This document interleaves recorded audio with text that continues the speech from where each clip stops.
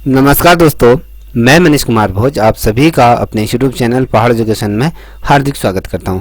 दोस्तों, जैसे कि आप सभी को ये सर्विस की इस चैनल के माध्यम से ड्राइंग की प्रिपरेशन की क्लासेज हम प्रारंभ की हुई हैं, जिसके अंतर्गत आज हम जो टॉपिक देखने वाले हैं वो आपके अजंता की गुफाएं हो गया, एलोरा की गुफाएं हो या संतवासला की गुफाएं या ये तमाम बाघ गुफाएँ जितने भी हैं, यहाँ से आपके कहीं ना कहीं क्वेश्चन अवश्य बनते हैं। तो आज की श्रृंखला एक सरसरी निगाह हम यहाँ पर देखेंगे। देखिए, अजंता की अगर हम बात करें, अजंता की चित्रकला की अगर बात करें तो ये महत्वपूर्ण है आपके। देखिए, अजंता जो है आपके महाराष्ट्र राज्य के अंतर्गत आता है। अगर हम बात करें महाराष्ट्र के जो औरंगाबाद जिला है, यहाँ पर ये औरंगाबाद ज़िले से अगर हम बात करें तो यहाँ पर 116 किलोमीटर और जलगांव से 61 किलोमीटर की दूरी पर ये बैठता है।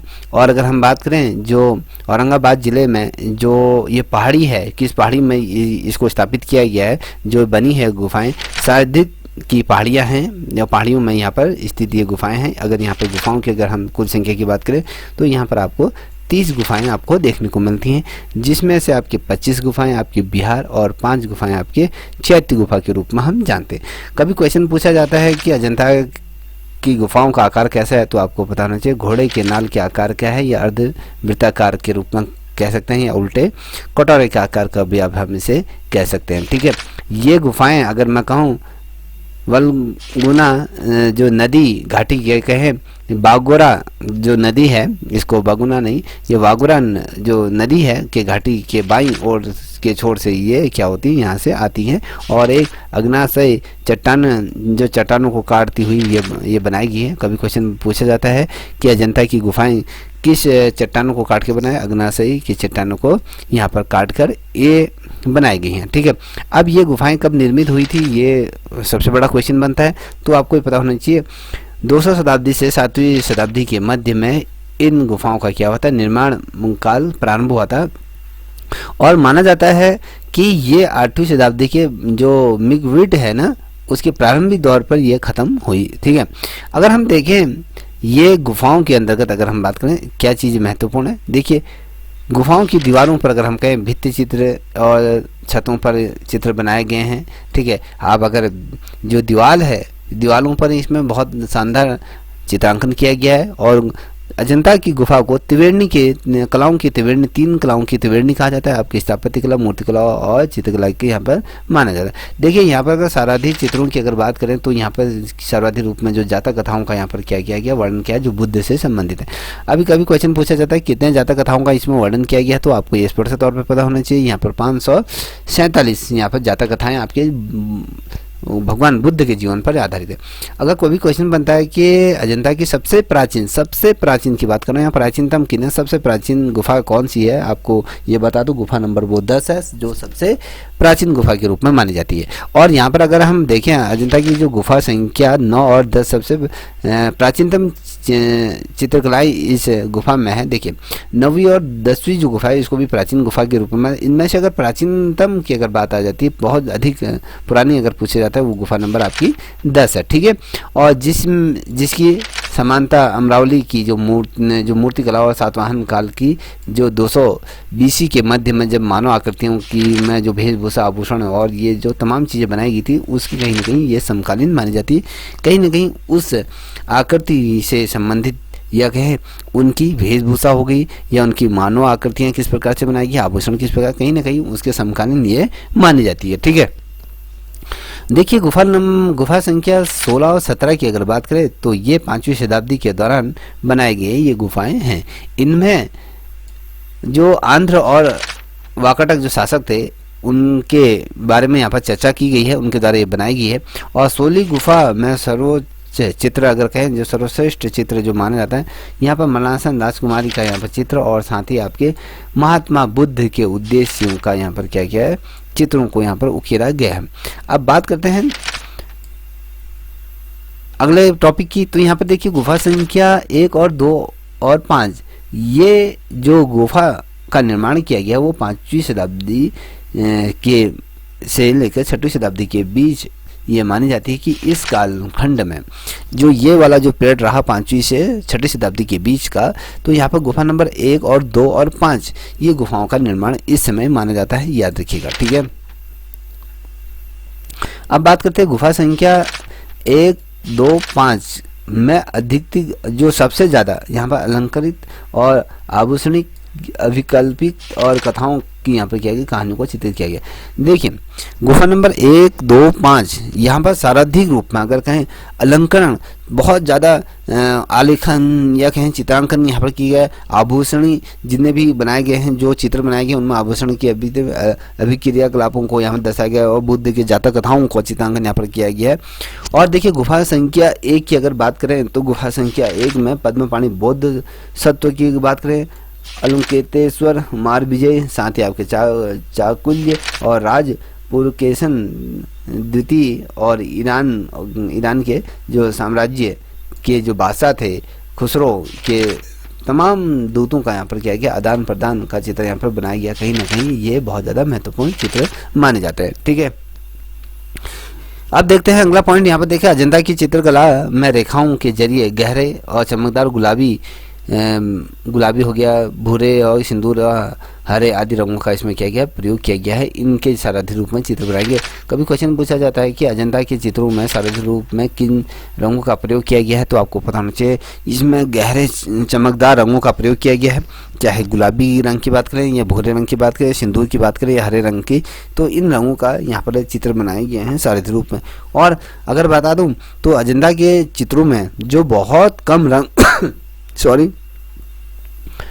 जो बहुत कम रंग का जो प्रयोग किया गया है वो आपके जो नीले रंग का साराधिक रूप में बहुत ना के बराबर प्रयोग किया है, जिसकी चमक हजारों साल बाद भी आज क्या है वैसी है आज अजंता की। देखिए अजंता के चित्रों की एक खास विशेषता यह है कि इनको पात्रों के स्वभाव द्वारा चित्रण, जिस प्रकार से किसी पात्र का चित्रांकन किया गया है तो उसके हाव भाव को दर्शाया गया है। कहीं ना कहीं अजंता जो है परीक्षा के दृष्टिकोण से अत्यंत ये महत्वपूर्ण है और कहीं ना कहीं यहाँ से आपके क्वेश्चन बनते हैं। अब बात करेंगे बाघ गुफाओं के बारे में, तो बाघ गुफाओं से कहाँ से क्वेश्चन पूछे जाते हैं ये बहुत ज़्यादा महत्वपूर्ण है। इसको देखिए बाघ गुफा जो है आपके मध्य प्रदेश के विंध्याचल पर्वत श्रेणियों में ये स्थित है। और यहाँ पर कुल बाघ गुफाओं की अगर संख्या की अगर बात करें कुल कितनी गुफाएं यहाँ पर है, तो आपको बताना चाहिए यहाँ पर कुल 9 गुफाएं यहाँ पर आपको मिली।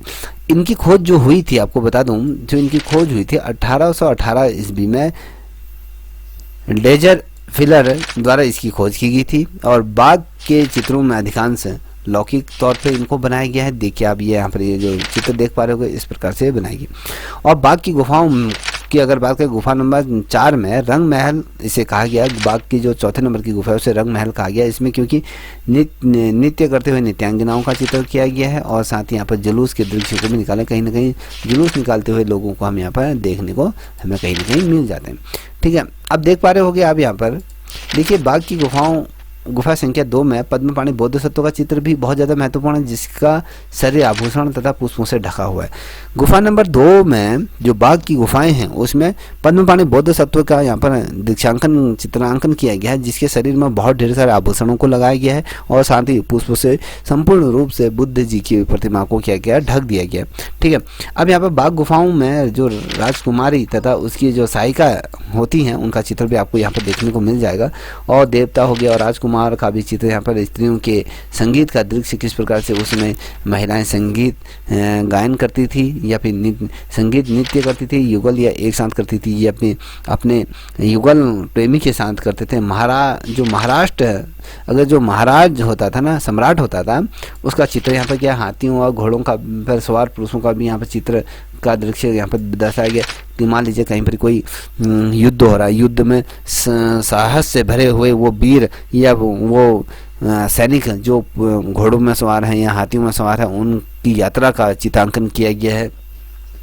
कहीं ना कहीं उस समय जो चित्रकार रहा होगा उसने अपनी कला का उत्कृष्ट यहाँ पर परिचय दिया है। और इन गुफाओं की दीवारों में जो अगर बात करें सर्वप्रथम चूने की सफेदी की जाती थी और फिर उसमें रंगों को चित्रांकन किया जाता था, रंग उसमें अप्लाई किया जाता था। ठीक है, ये आपको पता होना चाहिए। एक सिंपल सा ये लेके आया हूँ। अब बात करता हूँ एलोरा की, बात करता हूँ बहुत महत्वपूर्ण है एलोरा, मोस्ट इम्पोर्टेंट टॉपिक है। देखिए एलोरा भी आपके महाराष्ट्र के औरंगाबाद जिले में ये स्थित है। और एलोरा के अंतर्गत कुल कितनी गुफाएं मिली, कभी क्वेश्चन पूछा जाता है तो आपको पता होना चाहिए यहाँ पर 34 गुफाएं मिली, जिनमें से कैलाश नाथ और लंकेश्वर हो गया, इंद्र सभा होगी, या फिर तथा गणेश आदि के भित्ति चित्र यहाँ पर मिलते हैं। और देखिए यहाँ पर कैलाश मंदिर भी यहाँ पर जो माना जाता है सर्वश्रेष्ठ मंदिरों में से एक जो माना जाता है, गुफा नंबर 16 32वें इंद्र की सभा के रूप में जाना जाता है और दशावतार के रूप में जाने जाते हैं। बहुत ढेर सारे ऐसे यहाँ पर दर्शाए गए हैं, छोटा कैलाश बड़ा कैलाश यहाँ पर दर्शाए गए। देखिए एलोरा में अगर कुल गुफाओं की संख्या की अगर बात करें तो आपको पता होना चाहिए, गुफाओं में जो एलोरा की गुफाओं में 100 गुफाएं आपको यहाँ पर देखने को मिल जाती है एलोरा के अंदर, ठीक है। इनमें से जो 34 गुफाएं यहाँ पर आपको जो देख पा रहे होगे, 34 गुफाएं ही क्या है, मानव या पर्यटन के लिए इनको ओपन कर दिया गया है और जो अन्य गुफाएं हों उनको एज इट इज बंद रखा गया है। तो कहने का मतलब है कि जो गुफाओं का जो दीदार होता है वो 34 गुफाओं का ही हमें दीदार होता है। और एलोरा की चित्रकला जो मध्यकालीन विशेषता का ये संकेत देती है कि मध्यकाल के अंदर किस प्रकार से चित्रकला अपने पूर्ण परिकाष्ठ को प्राप्त हुई थी या स्वर्ण काल को प्राप्त हुई थी। तो इसमें थोड़ा सा अगर इनके चित्रों में जैसे आप यहाँ पर चित्र देख पा रहे होगे, तो इस चित्र में आप देखोगे तो इसमें थोड़ा सा इनकी नाक थोड़ी सी लंबी और आंखें बाहर को निकली हुई दिखाई देती है। और एलोरा की 32 नंबर की जो गुफा है जिसे हम इंद्र सभा के रूप में भी जानते हैं, तो इस गुफा में उड़ते हुए बादलों का दृश्य दिखाया गया है। ऊपर से जो गंधर्व कन्याएं भी आपको देखने को मिल जाती हैं और साथ ही इंद्र को भी वहाँ पर उनके पीछे उड़ते हुए दिखाई दिया। एलोरा के चित्रों में जो बात करूँ, नीला हो गया है, हरा हो गया है, गहरवा हो गया, पीला हो गया, सफ़ेद हो गया, काले रंग का यहाँ पर प्रयोग किया गया है। ये थोड़ा सा सरसरी निगाह आपके सामने रखा है। अब देखिए जो अंतिम जो गुफा है उसकी तरफ हम बढ़ रहे हैं।